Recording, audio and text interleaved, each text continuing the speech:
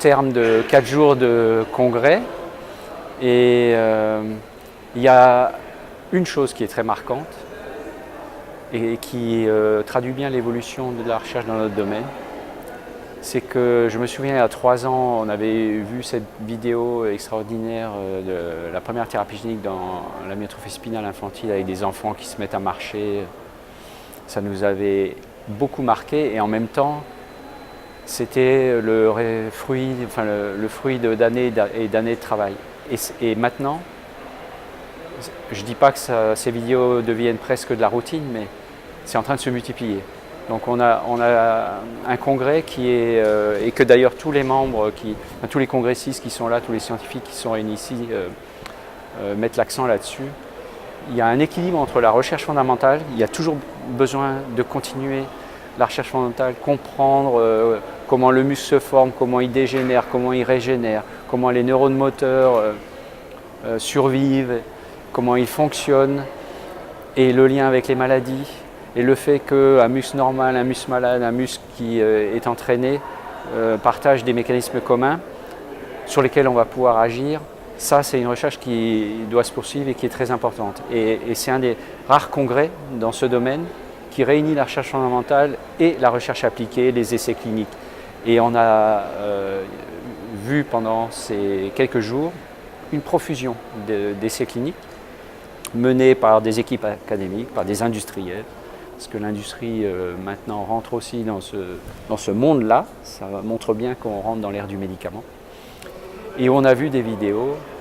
Je pense à ce que Francesco Muntoni, qui est un clinicien anglais, a montré d'une thérapie génique de la myopathie de Duchenne, où pendant des années, et je suis bien placé pour savoir, on a passé des années et des années à essayer de mettre au point ces thérapeutiques-là.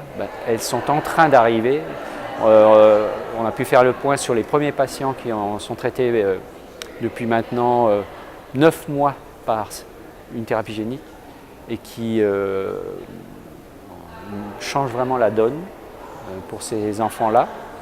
Et donc évidemment il va falloir du temps et on va continuer à analyser les résultats au fur et à mesure des prochains mois et des quelques années qui nous séparent de ce que l'on voit aujourd'hui et ce qui va devenir un médicament reconnu, remboursé demain.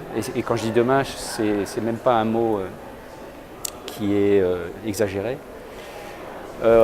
Il y a la myotrophie spinale, et ça c'était la vidéo d'il y a 3 ans. Aujourd'hui, c'est aux portes de devenir un médicament reconnu par les autorités de santé en Europe et aux États-Unis, avec un gros industriel qui s'est mis dessus parce qu'il a compris tout l'intérêt de cette thérapie et des applications autres qui vont en découler pour beaucoup de maladies. Donc c'est une vraie révolution, et là aussi le mot n'est pas galvaudé. En recherche fondamentale, on a aussi, alors je pourrais encore parler d'autres avancées cliniques dans la myopathie myotubulaire. Anna Busch-Bello a fait le point sur cette recherche-là, une maladie pour laquelle il y a encore quelques années on n'avait rien du tout.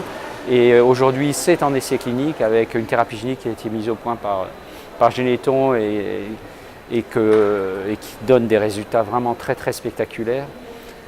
Donc quand je dis ça se multiplie, ça se multiplie. Et il y a les fameux antisens, ces molécules qui ont été mises au point d'abord dans la myopathie de Duchenne, mais qui sont devenues un médicament pour la myotrophie spinale infantile, qui modulent l'expression de gènes de manière très ciblée. Maintenant, il y a de nouveaux antisens qui apparaissent, des molécules encore plus efficaces, qui se distribuent mieux dans l'organisme. C'est une deuxième génération de produits qui arrive, et il y en a encore d'autres qui vont arriver. Et appliqué aussi à de plus en plus de maladies. Denis Furling, de l'Institut de myologie, a présenté des résultats dans la dystrophie myotonique de Steinert chez la souris, des résultats aussi très spectaculaires qui ont beaucoup fait réagir les scientifiques qui étaient présents. Et puis il y a de nouveaux concepts qui sont en train d'émerger aussi. Un notamment qui a été présenté par un étudiant en thèse lors de la session des jeunes chercheurs,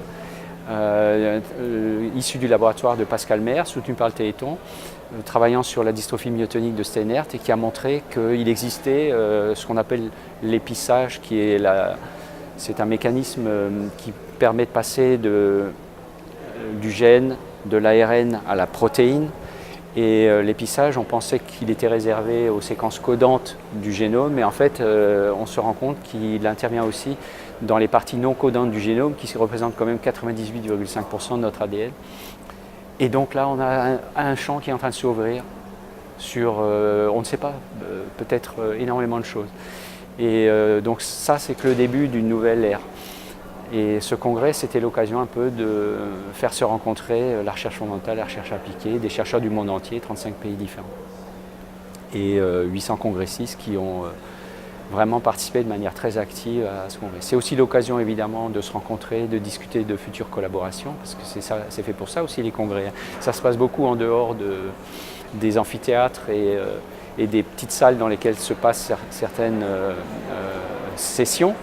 Ça se passe aussi à côté. Alors à côté, ça peut être dans des réunions spécifiques, parce qu'il y a pas mal de salles dans ce palais des congrès, et puis aussi dans les petits restaurants à côté, parce que devant un bon verre de vin, en particulier de Bordeaux, la mise en commun est beaucoup plus facile. Donc ça a été très utile aussi de ce point de vue-là.